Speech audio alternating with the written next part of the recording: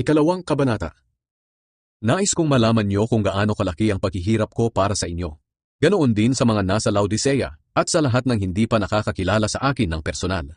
Ginagawa ko ito para palakasin ang loob ninyong lahat at pag-isahin kayo sa pag-ibig. Sa ganoon, malalaman at mauunawaan niyo ng lubos ang lihim na plano ng Diyos tungkol kay Kristo. Si Kristo ang pinagmumulan ng lahat ng karunungan at kaalaman. Sinasabi ko sa inyo ang mga bagay na ito para hindi kayo malinlang ninuman sa pamamagitan ng magagaling nilang pangangatwiran. Kahit wala ako riyan sa inyo, lagi kayong nasa isipan ko. At masaya ako dahil maayos ang pamumuhay niyo at matatag ang inyong pananampalataya kay Kristo. Si Kristo ang dapat nating sundin. Dahil tinanggap niyo na si Kristo Jesus bilang Panginoon, mamuhay kayo ng karapat-dapat sa Kanya. Patuloy kayong lumago at tumibay sa Kanya. Magpakatatag kayo sa pananampalatayang itinuro sa inyo at maging mapagpasalamat din kayo. Mag-ingat kayo nang hindi kayo madala ng walang kabuluhan at mapandayang pilosopiya. Mga tradisyon lang ito at mga pamamaraan ng mundo at hindi mula kay Kristo. Kaya huwag kayong padadala. Dahil ang kapuspusan ng Diyos ay nananahan sa katawan ni Kristo at naging ganap kayo sa pakikipag-isa niyo sa Kanya, na siyang Pangulo ng lahat ng espiritong namumuno at may kapangyarihan. Dahil sa pakikipag-isa niyo kay Kristo, tinuli na kayo. Ang pagtutuli na ito ay hindi pisikal, kundi espiritual. Ang pag-aalis ng masasamang hilig ng laman. Ito ang pagtutuling mula kay Kristo. Inilibing kayong kasama ni Kristo nang bautismuhan kayo. At dahil na kay Kristo na kayo, muli kayong binuhay na kasama niya. Dahil nananalig kayo sa kapangyarihan ng Diyos na bumuhay sa Kanya.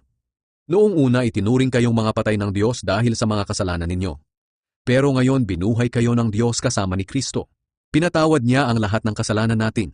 May pananagutan dapat tayo sa Diyos dahil hindi natin matupad ang kautusan. Pero inalis ito ng Diyos sa pamamagitan ng pagkapako ni Kristo sa krus. Kaya hindi na tayo parurusahan. Doon din sa krus nilupig ng Diyos ang mga espiritong namumuno at may kapangyarihan at ipinakita sa lahat na ang mga ito ay bihag na niya.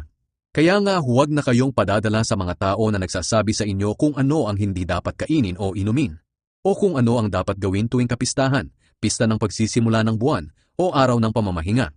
Anino lang ang mga ito ng inaasahan noon na darating, at si Kristo ang katuparan nito. Huwag kayong padadaya sa mga taong humihikayat na kailangan ninyong pagkaitan ng sarili nyo at sambahin ng mga anghel. Pinaninindigan nila ang mga ito dahil sa mga pangitain nila na pagyayabang lang, walang kabuluhan, at gawa-gawa lang ng makamundo nilang pag-iisip. Wala silang kaugnayan kay Kristo na siyang ulo natin. Siya ang nag-uugnay-ugnay at nag-aalaga sa atin na kanyang katawan sa pamamagitan ng mga magkakaugnay na bahagi nito. Sa ganoon, lumalago tayo ng naaayon sa Diyos. Ang bagong buhay kay Kristo. Namatay kayong kasama ni Kristo at pinalaya sa mga walang kabuluhang pamamaraan ng mundo. Kaya bakit namumuhay pa rin kayo na parang mga makamundo? Bakit sumusunod pa rin kayo sa mga tuntuning tulad ng, huwag hahawak nito, huwag titikim niyon, huwag hihipon yan? Ang mga ito'y batay lang sa utos at turo ng tao tungkol sa mga bagay na nawawala pagkatapos kainin o inumin. Sa unang tingin, parang may karunungan ang mga ganitong katuruan tungkol sa gusto nilang pagsamba, pagpapakumbaba at pagpapahirap sa sariling katawan. Pero ang totoo, wala namang naitutulong ang mga ito sa pagpipigil sa masasamang hilig ng laman.